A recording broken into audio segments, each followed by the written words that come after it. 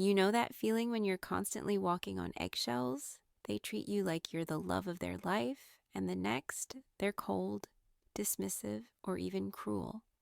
You start to doubt yourself, question your own memory, and feel trapped in a cycle you can't explain. If this resonates with you, let me say this clearly. You are not crazy, and you are not alone. What you're experiencing may be a toxic relationship fueled by narcissistic patterns. And today, I want to walk you through how to spot them and how to finally break free. Let's start by looking at the cycle itself, the pattern that narcissistic relationships almost always follow. Think of it as a 4-act play. First comes the love bombing. It feels like a dream. You're showered with affection, praise, and passion. They mirror your every thought, make you feel like soulmates, but it's not love, it's a hook. Then comes the gaslighting. This is where they twist reality. You hear things like, "That never happened," or "You're too sensitive." And little by little, your confidence and sense of reality begin to erode.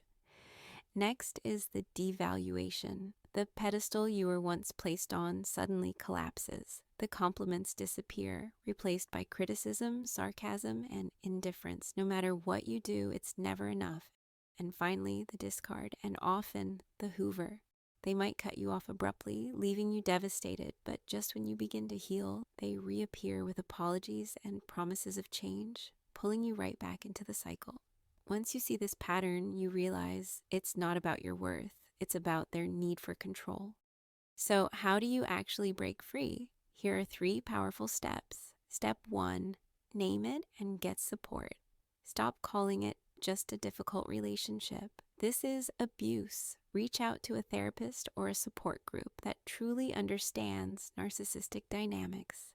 Step 2, create distance. If possible, go no contact. Block numbers, emails, and social media. And if you can't fully cut ties, practice the gray rock method. Keep every interaction short, neutral, and emotionless. Step 3, rebuild yourself. Reconnect with friends and family, practice radical self-care, and start enforcing clear boundaries. And above all, stop blaming yourself. You didn't cause this. You were manipulated.